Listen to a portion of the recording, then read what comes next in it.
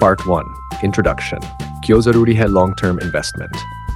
नमस्ते दोस्तों, स्वागत है आपका इस वीडियो में। आज हम बात करेंगे एक ऐसे कॉन्सेप्ट की जो आपकी पूरी फाइनेंशियल लाइफ बदल सकता है, लॉन्ग टर्म इन्वेस्टमेंट। अगर आप चाहते हैं कि आपका पैसा बस बैंक अकाउंट में पड़ा न रहे बल्कि आपके लिए काम करे, अगर आप चाहते हैं कि आपका फ्यूचर सुरक्षित रहे, तो ये बात आपके लिए है। सोचिए एक छोटा सा उदाहरण, राम और श्याम दोनों ने एक साथ जॉब शुरू की। राम हर महीने 2000 रुपये निवेश करता गया और श्याम बोला, अभी टाइम है, बाद में शुरू करूंगा। 20 साल बाद राम का छोटा सा डिसिप्लिन बड़ा बन गया, उसके 2 लाख रुपए बढ़कर 15 लाख बन गए। श्याम आज भी सोच रहा है, काश मैंने पहले शुरू किया होता। यही है लॉन्ग टर्म इन्वेस्टिंग का जादू। देखिए, मार्केट ऊपर नीचे होता रहेगा, कभी सेंसेक्स गिरेगा, कभी बढ़ेगा, लेकिन जो लोग लॉन्ग टर्म सोच के साथ निवेश करते हैं, आखिर में वही जीते हैं। इन्वेस्टमेंट को एक बीज समझिए। आप बीज लगाते हैं तो रोज खोद कर नहीं देखते कि बड़ा हुआ या नहीं। आप बस उसे पानी देते हैं, धूप देते हैं और वक्त देते हैं। वैसे ही लॉन्ग टर्म इन्वेस्टमेंट में धैर्य ही सबसे बड़ी ताकत है। अक्सर लोग मार्केट में इसलिए नहीं हारते कि उन्होंने गलत स्टॉक लिया, बल्कि इसलिए कि उन्होंने सब्र खो दिया। लॉन्ग टर्म इन्वेस्टर की सबसे बड़ी सुपर पावर है टाइम और डिसिप्लिन। जैसे इन्फोसिस 1995 में उसका शेयर करीब 10 रुपए का था, आज 1500 से ऊपर है। अगर किसी ने सिर्फ 10,000 रुपये लगाए होते तो आज उसकी वैल्यू 15 लाख होती। ये जादू नहीं, ये कंपाउंडिंग और पेशेंस का असर है। तो अब साफ है कि लॉन्ग टर्म इन्वेस्टिंग सिर्फ पैसा बनाने का तरीका नहीं, बल्कि एक सोच और लाइफ स्किल है। अगले हिस्से में हम जानेंगे इस जादू के पीछे का असली formula, power of compounding. Part 2, power of compounding. पैसे का असली जादू। पिछले हिस्से में हमने जाना कि लॉन्ग टर्म इन्वेस्टमेंट क्यों जरूरी है। अब जानते हैं उस जादू के पीछे का विज्ञान, कंपाउंडिंग। आइंस्टाइन ने कहा था, कंपाउंडिंग दुनिया का 8वां अजूबा है।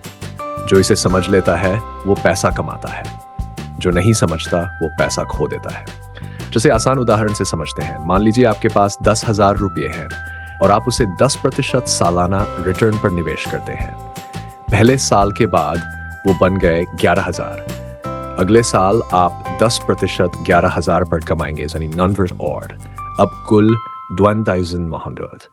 तीसरे साल फिर वही 10% 12,100 पर लगेगा और यूं ही हर साल इंटरेस्ट पर इंटरेस्ट मिलता रहेगा। यही होता है कंपाउंडिंग का जादू।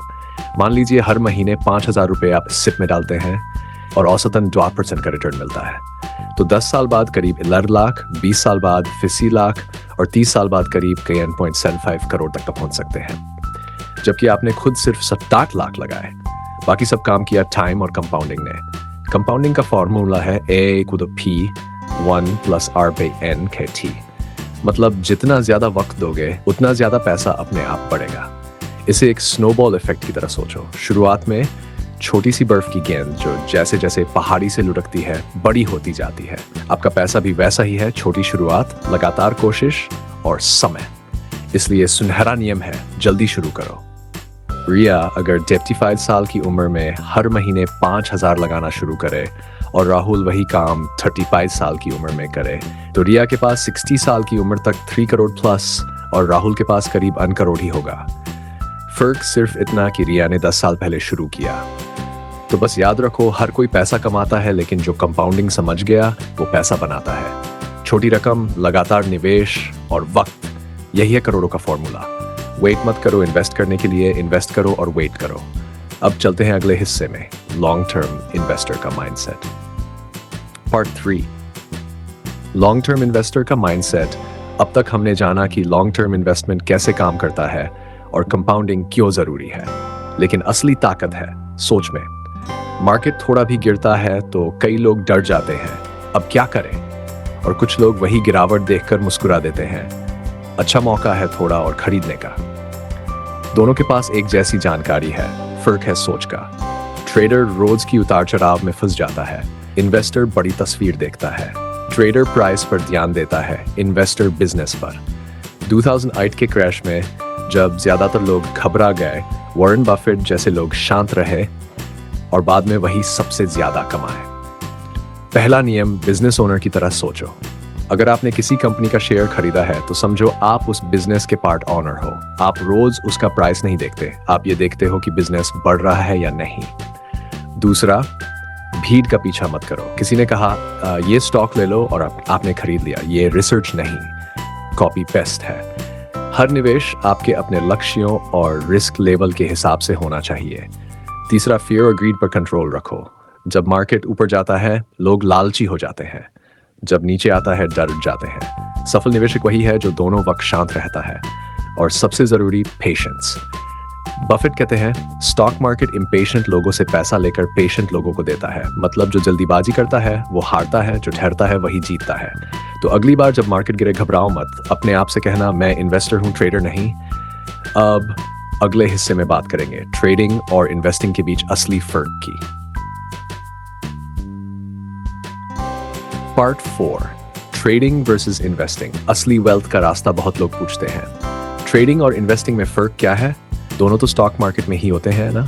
तो चलिए इसे साफ करते हैं। दोनों का मकसद पैसा कमाना है, लेकिन तरीका बिल्कुल अलग है। ट्रेडर आता है शॉर्ट टर्म के लिए, इन्वेस्टर आता है लॉन्ग टर्म के लिए। ट्रेडर का फोकस प्राइस पर होता है, इन्वेस्टर का बिजनेस पर। इसे ऐसे समझो, ट्रेडिंग है फास्ट फूड, इन्वेस्टिंग है घर का बना खाना। फास्ट फूड तुरंत मजा देता है पर सेहत पर असर डालता है। घर का खाना वक्त लेता है पर लंबे समय तक अच्छा रखता है। वैसे ही ट्रेडिंग से एक्साइटमेंट मिलती है, इन्वेस्टिंग से सुकून और वेल्थ। ट्रेडिंग में लोग चार्ट, इंडिकेटर और टाइमिंग पर काम करते हैं। अगर शेयर 2-3 पीफ से डूब फिर फिशयू तक गया तो प्रॉफिट ले लिया, पर अगर उल्टा गया तो नुकसान, यानी ज्यादा रिस्क कम टाइम। इन्वेस्टिंग में आप कंपनी के फंडामेंटल्स देखते हैं, प्रॉफिट, ग्रोथ, मैनेजमेंट, विजन। आप बिजनेस में हिस्सा लेते हैं। जैसे एशियन पेंट्स 10 साल में पैसा 8 to 10 गुना। वो ट्रेडिंग नहीं, टाइम का कमाल है। क्विक कंपैरिजन, पहलू, ट्रेडर, इन्वेस्टर, समय अवधि, मिनट, महीने, साल, दशक, लक्ष्य, quick profit, wealth creation, focus, price movement, business growth. जोखिम ज्यादा, मध्यम, तनाव, जरूरी Khan, technical, fundamental, reward, uncertain, steady and compounding. शुरुआती लोग अक्सर दोनों को मिला देते हैं। कभी निवेशक बनते हैं, कभी ट्रेडर। थोड़ा लॉस देखा तो बेच दिया। यही कंफ्यूजन नुकसान देता है। अगर निवेश कर रहे हो तो कम से कम 5-10 साल का नजरिया रखो। शॉर्ट टर्म में उतार चढ़ाव होंगे, लेकिन लॉन्ग टर्म में ग्रोथ तय है। कई लोग कहते हैं ट्रेडिंग में ज्यादा पैसा बनता है। सच यह है कि 90% ट्रेडर्स लंबे वक्त में घाटे में रहते हैं, क्योंकि इमोशन और टाइमिंग सबका साथ नहीं देते। इन्वेस्टिंग में पेशेंस रखने वाला ही आगे निकलता है। तो याद रखो, ट्रेडिंग तुम्हें एक्साइटमेंट दे सकती है, इन्वेस्टिंग तुम्हें फ्रीडम देगी। असली अमीरी वही है जो शांत दिमाग और लंबी सोच से बने। अब अगले हिस्से में हम देखेंगे कौन से लॉन्ग टर्म इन्वेस्टमेंट ऑप्शंस आपके लिए सही हो सकते हैं। Part 5, types of long term investments. कहां लगाएं अपना पैसा? दोस्तों, अब तक हमने समझा कि लॉन्ग टर्म इन्वेस्टिंग क्या होती है, कंपाउंडिंग कैसे काम करती है और एक अच्छे इन्वेस्टर का माइंडसेट कैसा होना चाहिए। अब सवाल ये उठता है, ठीक है भाई, समझ गए लॉन्ग टर्म सोचना जरूरी है, लेकिन पैसा लगाए कहां? तो आज हम बात करेंगे उन अलग अलग इन्वेस्टमेंट ऑप्शंस की जहां से आप अपनी लॉन्ग टर्म जर्नी शुरू कर सकते हैं। Stock market, equity investing. सबसे पहले बात करते हैं स्टॉक मार्केट की, जहां आप सीधे कंपनियों में इन्वेस्ट करते हो। जब आप किसी कंपनी का शेयर खरीदते हो तो आप उस कंपनी के एक छोटे हिस्से के मालिक बन जाते हो। अगर वो कंपनी ग्रो करती है तो आपका पैसा भी बढ़ता है। मान लीजिए आपने डेट व फंड साल पहले HDFC बैंक, TCS या एशियन पेंट्स जैसी कंपनी में निवेश किया होता तो आज उसका वैल्यू कई गुना बढ़ चुका होता। बस एक बात याद रखो, इन्वेस्ट करो, ट्रेड नहीं। रिसर्च करो और लॉन्ग टर्म होल्ड करो। म्यूचुअल फंड्स, शुरुआती लोगों के लिए सबसे आसान तरीका। अगर आपको खुद से स्टॉक्स चुनना मुश्किल लगता है तो म्यूचुअल फंड्स एक बेहतरीन ऑप्शन है। यहाँ एक्सपर्ट्स आपकी तरफ से इन्वेस्टमेंट मैनेज करते हैं। आपको मिलता है डाइवर्सिफिकेशन और प्रोफेशनल मैनेजमेंट। और सबसे अच्छा तरीका है SIP, सिस्टमैटिक इन्वेस्टमेंट प्लान। आप 500 या 1000 से भी शुरुआत कर सकते हैं और हर महीने थोड़ा थोड़ा इन्वेस्ट करते रहिए। लंबे समय में यही छोटी रकम कंपाउंडिंग से बड़ा अमाउंट बन जाती है। एक सिंपल रूल याद रखो, मार्केट को टाइम मत करो, मार्केट में टाइम दो। 3. Real estate investment. Real estate यानी प्रॉपर्टी एक ट्रेडिशनल लेकिन भरोसेमंद इन्वेस्टमेंट ऑप्शन है। इससे आपको दो फायदे मिलते हैं। एक, प्रॉपर्टी की कीमत बढ़ती है और दूसरा, किराया यानी रेंटल इनकम। बस ध्यान रहे, इसमें लिक्विडिटी कम होती है, मतलब शेयर्स की तरह तुरंत बेचा नहीं जा सकता। अगर आपका होराइजन 10 साल या उससे ज़्यादा का है और गोल है वेल्थ क्रिएट करना या पैसिव इनकम बनाना, तो रियल एस्टेट एक अच्छा ऑप्शन है। नंबर 4, गोल्ड और कीमती धातुएं। हमारे देश में सोना सिर्फ जेवर नहीं, एक एसेट भी है। गोल्ड इन्फ्लेशन के खिलाफ एक शील्ड की तरह काम करता है। जब मार्केट गिरता है तब भी गोल्ड अक्सर स्टेबल रहता है। आज के समय में आप फिजिकल गोल्ड के अलावा डिजिटल गोल्ड, गोल्ड ETFs या सोवरेन गोल्ड बॉन्ड्स SGB में भी इन्वेस्ट कर सकते हैं। ये ज़्यादा सेफ, सिक्योर और टैक्स एफिशिएंट है। लॉन्ग टर्म के लिए बेहतरीन option. 5. Public provident fund PPF। अगर आप रिस्क फ्री और गवर्नमेंट बैक्ड इन्वेस्टमेंट चाहते हैं तो PPF आपके पोर्टफोलियो में होना ही चाहिए। इसका लॉक इन पीरियड 15 साल होता है और इंटरेस्ट लगभग 7-8% के बीच मिलता है। सबसे बढ़िया बात, इंटरेस्ट पूरी तरह टैक्स फ्री होता है। जो लोग सेफ और स्टेबल रिटर्न्स चाहते हैं उनके लिए ये परफेक्ट है। Number 6, NP national pension system. Retirement planning के लिए NPS एक शानदार ऑप्शन है। इसमें इक्विटी और डेट दोनों का मिक्स होता है, यानी ग्रोथ भी और सेफ्टी भी। आप हर महीने छोटी राशि इन्वेस्ट कर सकते हैं और रिटायरमेंट के समय एक बड़ा कॉर्पस बन जाता है। साथ ही NPS से आपको टैक्स बेनिफिट्स भी मिलते हैं। अगर आपका लक्ष्य है फाइनेंशियल फ्रीडम रिटायर होने के बाद भी बनाए रखना, तो NPS जरूर कंसिडर करें। 7. फिक्स्ड डिपॉजिट्स, FDs और बॉन्ड्स। अब बात करते हैं सबसे ट्रेडिशनल और सेफ इन्वेस्टमेंट की, FD और गवर्नमेंट बॉन्ड्स। इनमें रिस्क बहुत कम होता है और आपको फिक्स्ड इंटरेस्ट मिलता है।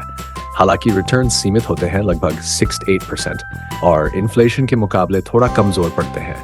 इसलिए इन्हें अपने पोर्टफोलियो का स्टेबिलिटी वाला हिस्सा मानिए, जहां सेफ्टी ज्यादा और रिस्क कम हो। बैलेंस्ड पोर्टफोलियो मिक्स है जरूरी। हर इन्वेस्टमेंट का अपना रोल होता है। इक्विटी ग्रोथ के लिए, डेट स्टेबिलिटी के लिए, गोल्ड सेफ्टी के लिए, रियल एस्टेट वेल्थ क्रिएशन के लिए। इन सब का सही संतुलन बनाएं ताकि रिस्क भी कम हो और रिटर्न भी स्टेबल रहे। एक छोटी सी याद दिलाने वाली बात, इन्वेस्टमेंट एक जर्नी है, रेस नहीं। शुरुआत छोटी भी हो सकती है, बस शुरुआत होना चाहिए। जैसे एक बीज लगाने में वक्त लगता है जंगल बनने तक, वैसे ही इन्वेस्टमेंट्स को भी ग्रो होने में टाइम लगता है, पर वही जंगल आपके भविष्य की छांव बनता है। अब आपको ये समझ आ गया होगा कि लॉन्ग टर्म इन्वेस्टिंग के लिए कौन कौन से ऑप्शंस हैं और उनका क्या पर्पस है। अगले पार्ट में हम डिटेल में बात करेंगे कि स्टॉक मार्केट और म्यूचुअल फंड्स में इन्वेस्ट करते वक्त सही चीज कैसे चुनें। Part 6, stock market investing, shares, mutual funds and SIPs का डिटेल्ड गाइड।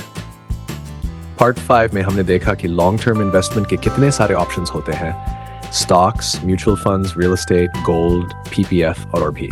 लेकिन सबसे ज्यादा पॉपुलर और पावरफुल ऑप्शन है स्टॉक मार्केट। आज हम समझेंगे कि स्टॉक मार्केट कैसे काम करता है, म्यूचुअल फंड्स और क्या होते हैं, और आप इसमें लॉन्ग टर्म वेल्थ कैसे बना सकते हैं। स्टॉक मार्केट को ऐसे समझो जैसे एक बड़ा सुपरमार्केट हो जहां चीजों की जगह कंपनियां बिकती हैं। आप किसी कंपनी का शेयर खरीदते हैं तो उस कंपनी के एक हिस्से के मालिक बन जाते हैं। अगर कंपनी बढ़ती है तो आपका पैसा भी बढ़ता है। उदाहरण के तौर पर, मान लो आपने रिलायंस का एक शेयर 1000 में खरीदा। 10 साल बाद वही शेयर 6000 का हो गया। आपने कुछ नहीं किया, बस होल्ड किया। यही है लॉन्ग टर्म इन्वेस्टिंग की ताकत। सही शेयर कैसे चुनें? शेयर खरीदना लॉटरी नहीं है, ये रिसर्च और लॉजिक का खेल है। जब भी कोई कंपनी चुनो, इन बातों पर ध्यान दो। बिजनेस मॉडल स्ट्रांग है क्या? कंपनी हर साल प्रॉफिट कमा रही है क्या? कंपनी पर ज्यादा कर्ज तो नहीं? मैनेजमेंट ईमानदार और विजनरी है क्या? फ्यूचर ग्रोथ का पोटेंशियल है क्या? जैसे Asian paints, TCS, HDFC bank, ये कंपनी सालों से स्टेडली ग्रो कर रही है। और एक बात याद रखो, जिस बिजनेस को समझते नहीं उसमें पैसा मत लगाओ। आसान तरीका सबके लिए, म्यूचुअल फंड एक ऐसी टोकरी है जिसमें कई कंपनियों के शेयर्स होते हैं। आप एक फंड खरीदकर कई कंपनियों में एक साथ इन्वेस्ट कर लेते हैं। फंड मैनेजर आपके बिहाफ पर स्टॉक्स चुनता है, जिससे आपको मिलता है डाइवर्सिफिकेशन और एक्सपर्ट गाइडेंस। म्यूचुअल फंड्स के 3 प्रमुख प्रकार हैं। Equity funds, high return, high risk. Debt funds, safe, low return. Hybrid funds, दोनों का मिक्स लॉन्ग टर्म वेल्थ के लिए इक्विटी म्यूचुअल फंड्स सबसे अच्छे माने जाते हैं। शर्त 4 साइप। आसान और असरदार तरीका, मान लीजिए आप हर महीने 2000 इन्वेस्ट करते हैं और 12% एवरेज रिटर्न मिलता है। 10 साल में ये 4 लाख, 20 साल में 35 लाख और 30 साल में 50 लाख से भी ज्यादा बन सकता है। यानी 7 लाख की इन्वेस्टमेंट से 50 लाख की वेल्थ, यही है कंपाउंडिंग का मैजिक। 5 सीप शुरू करने के लिए बस 3 चीजें चाहिए। 1 पैन कार्ड और bank account, 2 online KYC verification, कोई भी mutual fund app, grow, Zerodha, Kuvera आदि। बस एक बार सेटअप कर लो, हर महीने ऑटो इन्वेस्टमेंट हो जाएगी, बिना याद रखे, बिना स्ट्रेस के। 6 इस साइट में सबसे बड़ा नियम, मार्केट नीचे जाए तो घबराओ मत, खुश हो जाओ, क्योंकि तब आपको ज्यादा यूनिट सस्ते में मिलते हैं। जब मार्केट वापस ऊपर आता है, आपका प्रॉफिट डबल स्पीड से बढ़ता है। पेशेंस और कंसिस्टेंसी ही सिप की सक्सेस का फॉर्मूला है। 7 सेफ्टी और टैक्स का ध्यान रखें। स्टॉक्स और म्यूचुअल फंड्स दोनों CB रेगुलेटेड हैं, मतलब गवर्नमेंट द्वारा मॉनिटर्ड होते हैं। फिर भी हर फंड हर इन्वेस्टर के लिए सही नहीं होता। अपने गोल्स और रिस्क लेवल के हिसाब से चुनो और जरूरत पड़े तो एडवाइजर से सलाह लो। Quick recap, stocks business ownership और growth, mutual funds diversification, SIP long term wealth creation. इन तीनों में एक ही रूल है, टाइम डू पैनिक मैट करो। अब जब आपने स्टॉक मार्केट और म्यूचुअल फंड्स को अच्छे से समझ लिया, तो अगला स्टेप है ट्रेडिशनल इन्वेस्टमेंट्स, रियल एस्टेट और गोल्ड। यही दोनों एसेट्स आपके पोर्टफोलियो को बैलेंस करते हैं। चलिए अगले पार्ट में मिलते हैं, जहां हम बात करेंगे रियल एस्टेट और गोल्ड वेल्थ बनाने वाले traditional assets. Part 7 real estate और गोल्ड वेल्थ बनाने वाले 2 ट्रेडिशनल एसेट्स। दोस्तों, अब तक हमने स्टॉक्स और म्यूचुअल फंड्स के बारे में डिटेल में बात की। ये दोनों मॉडर्न और ग्रोथ ओरिएंटेड इन्वेस्टमेंट्स हैं। लेकिन अब जरा उन ट्रेडिशनल एसेट्स की बात करते हैं जिनमें हमारे माता पिता और दादा दादी के जमाने से लोग निवेश करते आए हैं, रियल एस्टेट और gold. 1 real estate, wealth creation का एवरग्रीन ऑप्शन। भारत में रियल एस्टेट सिर्फ एक इन्वेस्टमेंट नहीं, बल्कि एक इमोशन है। हर किसी का एक सपना होता है, अपना घर हो, लेकिन घर सिर्फ रहने की जगह नहीं होता। ये एक लॉन्ग टर्म वेल्थ बनाने का तरीका भी है। कैसे रियल एस्टेट बनाता है? पैसा रियल एस्टेट से आपको 2 तरह की कमाई होती है। कैपिटल अप्रिशिएशन, मतलब प्रॉपर्टी के दाम समय के साथ बढ़ते हैं। रेंटल इनकम, हर महीने किराए के रूप में स्टेडी इनकम। अगर आपने 10 साल 30 लाख का फ्लैट खरीदा होता, तो आज वो 80 लाख या 1 करोड़ तक का हो सकता है। लोकेशन और डिमांड पर निर्भर करता है। रियल एस्टेट इन्वेस्टमेंट के फायदे। टेंजिबल एसेट, कुछ ऐसा जो आपके पास होता है, आप देख सकते हैं। पैसिव इनकम, किराए से हर महीने कैश फ्लो।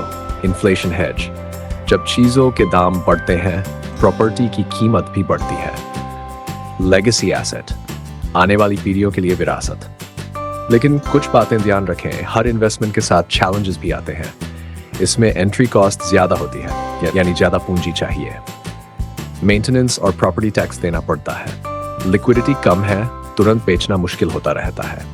इसलिए रियल एस्टेट में तभी उतरिए जब आपका होराइजन लंबा हो, 10 से 20 साल का, और आपका मकसद वेल्थ बनाना हो, न कि शॉर्ट टर्म प्रॉफिट। एक छोटा सा सुझाव, अगर सीधे प्रॉपर्टी खरीदना मुश्किल लग रहा है, तो आप रीट्स, रियल एस्टेट इन्वेस्टमेंट ट्रस्ट में निवेश कर सकते हैं। ये म्यूचुअल फंड की तरह ही काम करते हैं। आप इनडायरेक्टली बड़ी रियल एस्टेट कंपनियों में पैसा लगाते हैं और किराए व अप्रिशिएशन दोनों का फायदा पाते हैं। Gold, the timeless asset. अब बात करते हैं गोल्ड की, जो सिर्फ एक मेटल नहीं, बल्कि हमारी संस्कृति और सुरक्षा दोनों का प्रतीक है। भारत में शादी हो या त्योहार, गोल्ड हमेशा सिक्योरिटी का दूसरा नाम रहा है। लेकिन आज के जमाने में गोल्ड सिर्फ जेवर नहीं, एक स्मार्ट इन्वेस्टमेंट भी है। गोल्ड क्यों जरूरी है? गोल्ड एक ऐसा एसेट है जो इन्फ्लेशन और इकोनॉमिक अनसर्टेनिटी के समय आपका साथ देता है। जब स्टॉक मार्केट गिरता है तो गोल्ड अक्सर स्टेबल रहता है। इसीलिए एक्सपर्ट्स हमेशा कहते हैं अपने पोर्टफोलियो का 5 से 10% हिस्सा गोल्ड में जरूर रखो। गोल्ड में निवेश करने के आधुनिक तरीके। अब गोल्ड खरीदने के लिए ज्वेलरी की दुकान जाने की जरूरत नहीं, आप डिजिटल तरीकों से भी गोल्ड में निवेश कर सकते हैं। गोल्ड ETFs, शेयर बाजार के जरिए गोल्ड में इन्वेस्ट करें। सॉवरेन गोल्ड बॉन्ड्स (SG) सरकार के बॉन्ड जिनमें गोल्ड की कीमत के साथ 2.5% एक्स्ट्रा ब्याज भी मिलता है। डिजिटल गोल्ड ऐप्स के जरिए 99.9% प्योर गोल्ड ऑनलाइन खरीद सकते हैं। गोल्ड इन्वेस्टमेंट के फायदे: खरीदना और बेचना आसान, सेफ स्टोरेज, खासकर डिजिटल गोल्ड और SGB में लॉन्ग टर्म स्टेबिलिटी, इन्फ्लेशन से सुरक्षा, और जब मार्केट नीचे जाता है तो गोल्ड आपके पोर्टफोलियो का सेफ्टी नेट बन जाता है। कुछ बातें याद रखें: ज्वेलरी गोल्ड इन्वेस्टमेंट के लिए ठीक नहीं, मेकिंग चार्जेस और GST ज्यादा लगता है, शॉर्ट टर्म में दाम नीचे होना नॉर्मल है, पैनिक ना करें, सिर्फ गोल्ड में ही सारा पैसा ना लगाएं, बैलेंस रखें। बैलेंस स्ट्रेटजी: रियल एस्टेट और गोल्ड दोनों का रोल अलग है। Real estate long term growth और एसेट बिल्डिंग के लिए, गोल्ड सेफ्टी और पोर्टफोलियो स्टेबिलिटी के लिए। दोनों मिलकर आपके पोर्टफोलियो को मजबूत और स्टेबल बनाते हैं। रैप अप: एक पुरानी कहावत है, don't put all your eggs in one basket. अगर आपका पोर्टफोलियो डाइवर्सिफाइड है, stocks, mutual funds, real estate और गोल्ड, तो आपका पैसा सिर्फ बढ़ेगा नहीं, सुरक्षित भी रहेगा। लॉन्ग टर्म सक्सेस का राज सिर्फ रिटर्न्स में नहीं, रिस्क मैनेज करने में है। अब जब हमने ट्रेडिशनल और मॉडर्न दोनों इन्वेस्टमेंट ऑप्शंस समझ लिए हैं, तो अगला सवाल आता है, इन्वेस्ट करते वक्त लोग कौन कौन सी गलतियां करते हैं? यही जानेंगे अगले पार्ट में। इन्वेस्टमेंट मिस्टेक्स और उनसे कैसे बचें। पार्ट 8: इन्वेस्टमेंट मिस्टेक्स और उनसे कैसे बचें। दोस्तों, अब तक हमने बहुत कुछ सीखा, stocks, mutual funds, SIPs, real estate, gold, सब कुछ। लेकिन अब वक्त है थोड़ा रियलिटी चेक का, क्योंकि इन्वेस्टमेंट में सिर्फ पैसा लगाना ही नहीं, गलतियां अवॉइड करना भी उतना ही जरूरी है। तो चलिए बात करते हैं टॉप 10 इन्वेस्टमेंट मिस्टेक्स जो ज्यादातर लोग करते हैं और उनसे कैसे बचा जा सकता है। मिस्टेक नंबर 1: गोल के बिना इन्वेस्टमेंट करना। ये सबसे कॉमन मिस्टेक है। ज्यादातर लोग कहते हैं, पैसा बटन के लिए इन्वेस्ट कर रहा हूं, लेकिन क्यों, कितने समय के लिए और किस मकसद से, ये साफ नहीं होता। बिना गोल के इन्वेस्टमेंट वैसा है जैसे GPS के बिना गाड़ी चलाना, आप चलते रहेंगे पर पहुंचेंगे कहां पता नहीं। सॉल्यूशन: हर इन्वेस्टमेंट से पहले अपना गोल तय करें। शॉर्ट टर्म 2-3 साल, वेकेशन या इमरजेंसी फंड। मीडियम टर्म 7 साल, कार या घर की डाउन पेमेंट। लॉन्ग टर्म 10+ साल, रिटायरमेंट या बच्चों की पढ़ाई। मिस्टेक नंबर 2: देरी से शुरू करना। बहुत लोग कहते हैं, अभी नहीं, बाद में शुरू करूंगा, लेकिन कंपाउंडिंग का मैजिक तभी काम करता है जब आप जल्दी शुरू करते हैं। अगर कोई 85 की उम्र में 5 महीने लगाना शुरू करता है तो 35 साल में वो लगभग 1.5 करोड़ बना सकता है। लेकिन अगर वही इन्वेस्टमेंट 10 साल बाद शुरू करे तो सिर्फ 45 लाख मिलेंगे। सॉल्यूशन: छोटे से शुरू करें पर जल्दी शुरू करें, फाइजर भी काफी है। मिस्टेक नंबर 3: क्विक प्रॉफिट के पीछे भागना। कुछ लोग मार्केट में आते ही सोचते हैं, थोड़ा ट्रेड करके क्विक प्रॉफिट कमा लेते हैं, पर स्टॉक मार्केट कोई शॉर्टकट नहीं है। बिना नॉलेज के ट्रेडिंग करना मतलब ब्लाइंडफोल्ड लगाकर रेस दौड़ना। सॉल्यूशन: शॉर्ट टर्म के बजाय लॉन्ग टर्म इन्वेस्टिंग पर ध्यान दें, buy right, sit tight. Mistake number 4: diversify न करना। सारा पैसा एक जगह लगाना बहुत बड़ा रिस्क है। अगर वो इन्वेस्टमेंट गिर गया तो पूरा पैसा डूब सकता है। सॉल्यूशन: डाइवर्सिफाई करें। Stocks, mutual funds, gold, real estate और इमरजेंसी फंड सब अलग अलग रखें। मिस्टेक 5: इमरजेंसी फंड को इग्नोर करना। कई लोग सारा पैसा इन्वेस्टमेंट में लगा देते हैं, फिर जब कोई इमरजेंसी आती है तो इन्वेस्टमेंट तोड़ना पड़ता है। सॉल्यूशन: कम से कम 6 महीने के खर्च जितना इमरजेंसी फंड बनाए और उसे सेविंग्स या लिक्विड फंड में रखिए। मिस्टेक नंबर 6: टिप्स और रूमर्स पर भरोसा करना। मित्र ने बोला ये स्टॉक लो, डबल हो जाएगा। ऐसे कई लोग हर साल आधा पैसा गंवा देते हैं। सॉल्यूशन: किसी की बात पर नहीं, अपनी रिसर्च पर भरोसा रखें। अगर कोई डील बहुत बढ़िया लग रही है तो जरूर कुछ गड़बड़ है। मिस्टेक नंबर 7: रिस्क और इंश्योरेंस को इग्नोर करना। कई लोग इन्वेस्टमेंट तो करते हैं लेकिन लाइफ और हेल्थ इंश्योरेंस नहीं लेते। एक मेडिकल इमरजेंसी पूरी फाइनेंशियल प्लानिंग बिगाड़ सकती है। सॉल्यूशन: टर्म इंश्योरेंस जरूर लें, ये आपके इन्वेस्टमेंट की सुरक्षा डाल है।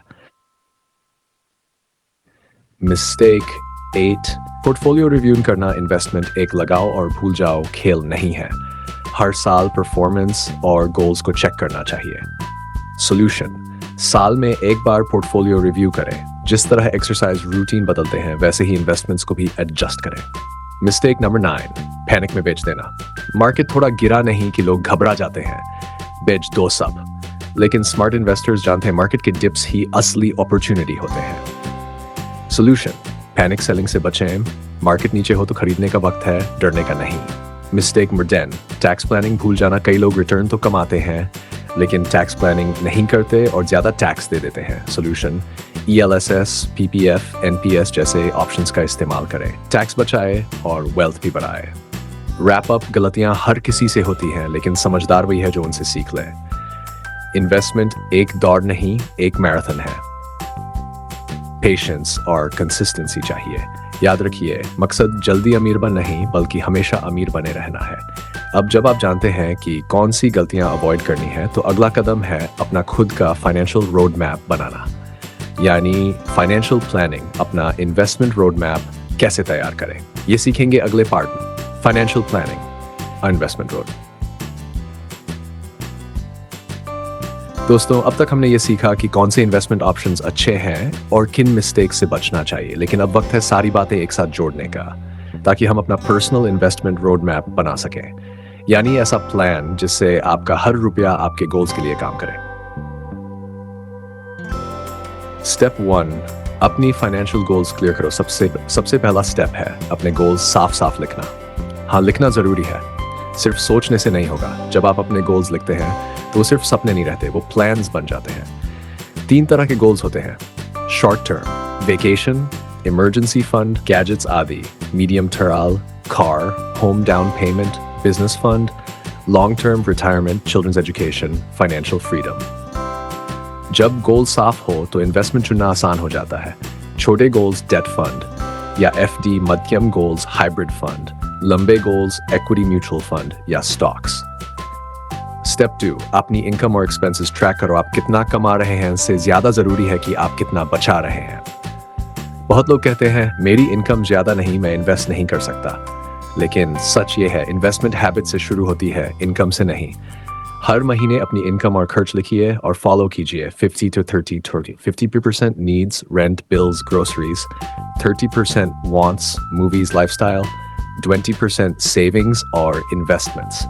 फिर धीरे धीरे कोशिश कीजिए कि सेविंग्स का हिस्सा 30 to 40% तक बढ़ जाए। स्टेप 3, इमरजेंसी फंड तैयार करो। SIPA या स्टॉक शुरू करने से पहले एक इमरजेंसी फंड जरूर बनाएं। जिंदगी अनिश्चित है, जॉब लॉस, मेडिकल प्रॉब्लम या किसी पारिवारिक मुश्किल के लिए हमेशा तैयार रहना चाहिए। रूल सीधा है, 6 महीनों खर्च इमरजेंसी फंड। इसे लिक्विड फंड या सेविंग्स अकाउंट में रखिए, इक्विटी में नहीं। स्टेप 4, इंश्योरेंस लेना न भूल। इन्वेस्टमेंट से पहले प्रोटेक्शन जरूरी है। एक अनएक्सपेक्टेड इंसिडेंट सारे प्लान्स बिगाड़ सकता है। फैमिली की सिक्योरिटी के लिए हेल्थ इंश्योरेंस, मेडिकल एक्सपेंसेस से बचाव के लिए, accident cover, extra safety layer के लिए। इंश्योरेंस इन्वेस्टमेंट नहीं है, ये आपका फाइनेंशियल सेफ्टी नेट है। Step 5, right investment mix, asset allocation. अब डिसाइड करो कि पैसा कहां और कितना लगाना है। ये आपकी रिस्क कैपेसिटी और टाइम होराइजन पर डिपेंड करता है। एक सिंपल फॉर्मूला यूज कर सकते हो, 100 एज = % ऑफ इक्विटी। अगर आप 30 साल के हो तो 70% इक्विटी और 30% डेट रखो। इससे ग्रोथ और सेफ्टी का परफेक्ट बैलेंस रहता है। स्टेप 6, इन्वेस्टमेंट्स को ऑटोमेट करो। डिसिप्लिन आसान हो जाता है जब सिस्टम ऑटोमेटिक हो, इसलिए सिप से बेहतर कुछ नहीं। हर महीने फिक्स डेट पर फिक्स्ड अमाउंट इन्वेस्ट होता रहेगा, बिना भूले, बिना एक्सक्यूज। SCP वो मशीन है जो स्ट्रेस फ्री कंपाउंडिंग देती है। स्टेप 7, हर साल रीबैलेंस करो। फाइनेंशियल प्लान बनाने का काम नहीं है। हर साल देखिए कि गोल्स चेंज तो नहीं हुए, एसेट्स कैसे परफॉर्म कर रहे हैं और इक्विटी डेट का रेशियो ठीक है या नहीं। अगर जरूरत है तो रीबैलेंस करिए, इससे आपका प्लान हमेशा ट्रैक पर रहेगा। स्टेप 8, सीखते रहो। फाइनेंशियल नॉलेज एक ऐसा इन्वेस्टमेंट है जो लाइफ पर रिटर्न्स देता है। हर महीने थोड़ा टाइम निकालिए वीडियोस, आर्टिकल्स या बुक्स पढ़ने के लिए। मार्केट बदलता रहता है, सीखते रहोगे तो कभी पीछे नहीं रहोगे। मिनी एग्जाम्पल मान लिए, रवि 28 साल का है, 50,000 महीने की इनकम है, 30,000 खर्च और 100 बचत। उसका प्लान कुछ ऐसा हो सकता है: 3 in emergency fund, 10 SIP in equity mutual fund, 4 debt fund या PPF, 3 in इंश्योरेंस प्रीमियम। बस इतना डिसिप्लिन रख के वो 30 साल में 2 crore का कॉर्पस बना सकता है। रैप अप, फाइनेंशियल प्लानिंग का मकसद सिर्फ वेल्थ क्रिएट करना नहीं बल्कि पीस ऑफ माइंड हासिल करना है। जब प्लान क्लियर हो तो मार्केट का नॉइज डिस्टर्ब नहीं कर पाता, क्योंकि आप जानते हो मैं अपने गोल के ट्रैक पर हूं। प्लानिंग बायना एक्सिक्यूशन बस सपना है और एक्सिक्यूशन ही उस सपने को हकीकत बनाए। अगले पार्ट में हम बात करेंगे लॉन्ग टर्म इन्वेस्टर की माइंडसेट और हैबिट्स के बारे में जो फाइनेंशियल फ्रीडम तक ले जाती है। Part investor mindset and habits for long term success. दोस्तों, अब हम आ गए हैं इस सीरीज के सबसे जरूरी हिस्से पर, माइंडसेट पर। क्योंकि चाहे आपके पास बेस्ट स्टॉक्स हों या बेस्ट म्यूचुअल फंड्स, अगर माइंडसेट सही नहीं है तो पैसा टिकता नहीं। लेकिन अगर माइंडसेट सही है तो छोटी सी इन्वेस्टमेंट भी बहुत बड़ा रिजल्ट दे सकती है। नशेश 1, लॉन्ग टर्म सोच रखो। मार्केट हमेशा ऊपर नीचे होती रहेगी। न्यूज़, सोशल मीडिया, एक्सपर्ट्स सब अपनी राय देंगे और कंफ्यूज भी करेंगे। लेकिन एक स्मार्ट इन्वेस्टर ये समझता है मेन मार्केट को टाइम ही करता, मेन टाइम इन मार्केट रखता हूँ। मतलब शॉर्ट टर्म की अप्स एंड डाउन से मत डरिए, फोकस रखिए 10 to 20 साल की जर्नी पर जहां रियल ग्रोथ होती है। डिसिप्लिन सबसे बड़ा पावर है। नॉलेज तो सबके पास होती है, लेकिन सक्सेस सिर्फ उन्हीं के पास आती है जिनके पास डिसिप्लिन होता है। मार्केट चाहे ऊपर हो या नीचे, आपका साइट चालू रहना चाहिए। ये हैबिट आपको बाकी लोगों से अलग बनाती है। हमेशा याद रखिए, कंसिस्टेंसी हमेशा इंटेंसिटी से स्ट्रांग होती है। 3, पेशेंस। कंपाउंडिंग का बेस्ट फ्रेंड कंपाउंडिंग तब काम करती है जब आप उसे टाइम देते हो। हर बार मार्केट तो पैनिक मत करो, तो क्या वो डिस्काउंट पीरियड है, नुकसान नहीं। जितना लंबा टाइम आप इन्वेस्टेड रहोगे, रिस्क उतना हाई कम होता जाएगा। पेशेंस ही वो ब्रिज है जो इन्वेस्टर को फ्रीडम तक ले जाता। 4, अपना रिसर्च करो। मार्केट में सबसे कॉमन गलती होती है दूसरों को देखकर इन्वेस्ट करना। अगर सब लॉग के रहे हैं स्टॉक ले लो, तो शायद वो ऑलरेडी एक्सपेंसिव हो चुका है। फोमो सी बचना भी एक स्किल है। अपनी गोल्स और अपनी रिसर्च की बेसिस पर इन्वेस्ट करो। 5, इमोशनल कंट्रोल रखो। मार्केट का मूड रोज बदलता है, कभी फियर कभी ग्रीड। लेकिन सक्सेसफुल इन्वेस्टर वो है जो अपनी इमोशंस को कंट्रोल करता है। ग्रीड में ज्यादा खरीदना या फियर में से बेच देना। काम रहो, अपनी प्लान पर स्टिक करो और मार्केट की नॉइस को इग्नोर करो। 6, सीक द फाइनेंस एक डायनामिक वर्ल्ड है। नए फंड्स, नए प्रोडक्ट्स, अगर आप रेगुलर सीखते रहे। अगर आप रेगुलर सीखते रहेंगे तो आरपी ने एक फाइनेंशियल बुक पर एक मस्ट रीड बुक है, the psychology of money by Morgan Housel. Investing का राइट माइंडसेट समझ देगी। 7, ग्रेटिट्यूड और बैलेंस। फाइनेंशियल फ्रीडम का मतलब सिर्फ पैसा बनाना नहीं होता। गोल यह है कि पैसा आपकी डिसीजंस को कंट्रोल न करे। इन्वेस्ट करो लेकिन लाइफ एंजॉय भी करो। पैसों के लिए जीने के बजाय पैसा आपके जीवन को बेटर बनाए। ये रियल सक्सेस है। मनी एक अच्छा सर्वेंट है लेकिन एक बुरा master. Quick recap, long term सोच रखो, डिसिप्लिन मेंटेन करो, पेशेंस रखो, अपना रिसर्च करो, इमोशंस कंट्रोल में रखो, सीखते रहो, ग्रेटिट्यूड और बैलेंस बनाए रखो।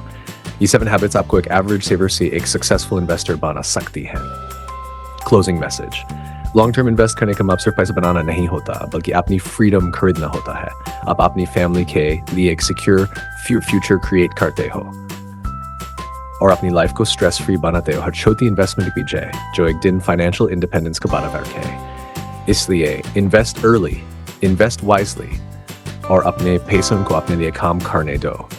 अगर आपको ये लॉन्ग टर्म इन्वेस्टमेंट सीरीज पसंद आए तो वीडियो को लाइक करो, चैनल को सब्सक्राइब करो और कमेंट में लिखो मैं बन रहा हूँ लॉन्ग टर्म इन्वेस्टर। आपके सपोर्ट से हम अभी फाइनेंशियल एजुकेशन वीडियोस लाते तक के लिए इन्वेस्ट स्मार्ट, स्टे पेशेंट और लाइफ को फाइनेंशियली फ्री बनाओ। मिलते हैं नेक्स्ट वीडियो में। जय हिंद और हैप्पी इन्वेस्टिंग।